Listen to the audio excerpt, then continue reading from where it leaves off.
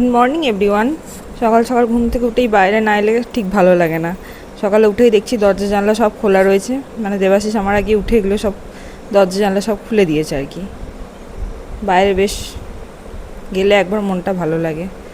এই যে ম্যাডাম আমার আজকে দেরি করেই ঘুম থেকে উঠেছেন, যেহেতু স্কুল নেই, তো ওকে জল দিলাম। এবারে দেবো দুটো বিস্কুট, 2-4টে বিস্কুট সকালবেলায় একটু ওকে দেওয়া হয়, কেন একদম নাহলে কিছু খেতে চায় না। আজকে তো অনেকটা লেট করে উঠেছে বলে বিস্কুটটা খাচ্ছে, খুব সকাল থেকে কিছুই খেতে পারে না। মেয়ে যেহেতু উঠে গেছে, তো এখন আমি একটু বেডরুমটা পরিষ্কার করে নেবো, কেন কাজের দিদি ঝাঁটপাট দিয়ে দিলে, মুছে দিলে না আমার আর বিছানা ঝাড়তে ভালো লাগে না।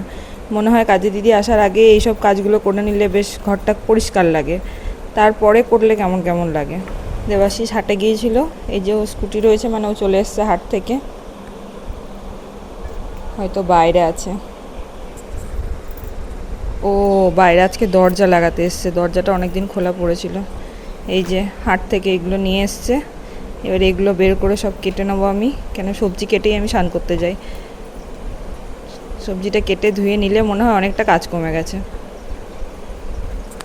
এই সকালবেলায় কুমড়োটা এখন কাটছি, কুমড়োটা কেটে, কারণ দেবাশিসের টিফিনের তরকারিটা হবে। তো এত ছোট একটা পুচকি মতো একদম কুমড়ো নিয়ে এসছে, আমাদের বেশি লাগেও না। কুমড়োটা মনে হয় সবে গাছে ধরেছে আর ওটাকে তুলে নিয়ে চলে আসা হয়েছে আর কি। আগে না আমি এই পিলার দিয়ে সবজির ছাল ছাড়াতে পারতাম না, ছুরি দিয়ে কাটতে পারতাম, ছালটা ছাড়াতে পারতাম না, তো নিচে বসেই করতাম। তারপর দেবাশিসের দেখে দেখে এটা একটু শিখে গেছি আমি, এখন এটাতেই ভালো হয়। এদিকে দরজাটা মোটামুটি সেট হয়ে গেছে। দেবাশিস একবার ডাকলো যে একবার দেখে যাও, নাহলে পরে আবার বলবে এটা হয়নি ওটা হয়নি, ওই জন্য দেখতে গেলাম। আর এদিকে ওর তরকারিটাও চাপিয়ে দিয়েছি, ওর তরকারিটা করে নেব, তারপর ওকে খেতে দেবো, কেন ওর না হলে বেরোতে লেট হয়ে যাবে। মেয়ে এখানে পড়তে বসেছে, আবার বাংলা নিয়ে বসেছে। যতই বাংলা পড়ুক, বাংলার মাথায় ঢোকে না। এখানে ওকে খেতে দিয়ে দিয়েছি, মোটামুটি আমার কাজ সারা। এবার আমি স্নান করতে যাবো, এখন আমার স্নান হয়নি। স্নান করে চলে এসেছি, ঝটপট একটু সিঁদুরটা পরে নিয়ে তারপর আবার রান্নাও বাকি আছে, এখনও রান্নাও হয়নি। ঠাকুর পুজোটা দেবাশিস করে গেছে, ঠাকুর পুজোটা আমাকে করতে হবে না। মোটামুটি কাজ কমপ্লিট, রান্নাও হয়ে গেছে। দেবাশিস তো অনেকক্ষণ আগেই বেরিয়ে গেছে, ও 10টার মধ্যেই বেরোয় বেশিরভাগ। তো বাইরে এলাম যে গেটটা লাগিয়ে দিয়ে যায়, কেন গেটটা লাগিয়ে দিয়ে গিয়ে বসবো। আমার বাড়ি থেকে গেটটা এত দূরে, কেউ যদি আসে ভিতরে ঢুকে বেরিয়ে যায়, জায়গাটায় দুটো গাছ ছিল, গাছ দুটো তুলে নেওয়া হয়েছে, যে কেউ বাড়িটা একদম আগাছাতে ভরে গেছে।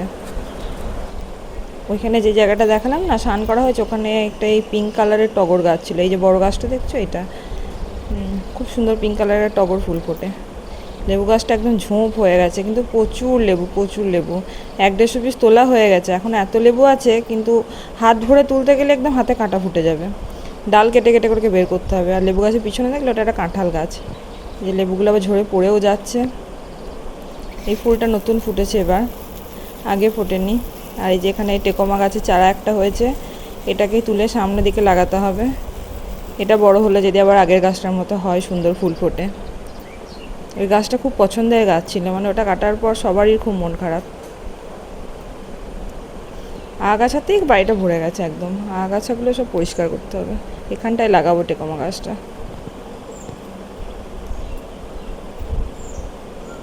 এখন এখানে গ্যারেজে কিছু গাছ আছে, গাছগুলোকে সব আস্তে আস্তে সেট করতে হবে।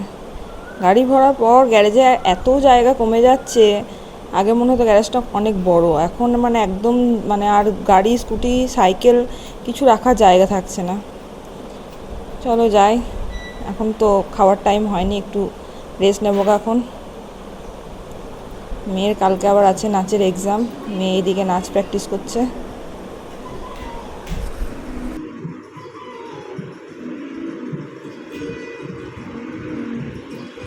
কাল আবার ওকে নিয়ে দুর্গাপুর যেতে হবে, এটা আবার একটা চিন্তার ব্যাপার। এত গরম একে তো, তার মধ্যে আবার দুর্গাপুর পর্যন্ত যাওয়া আসা।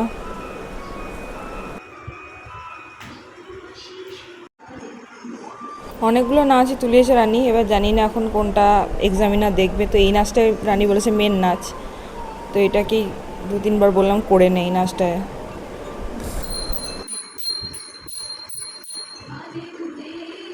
মেয়ের নাচ প্র্যাকটিস শেষ, খেতে বসিয়ে দিয়েছি।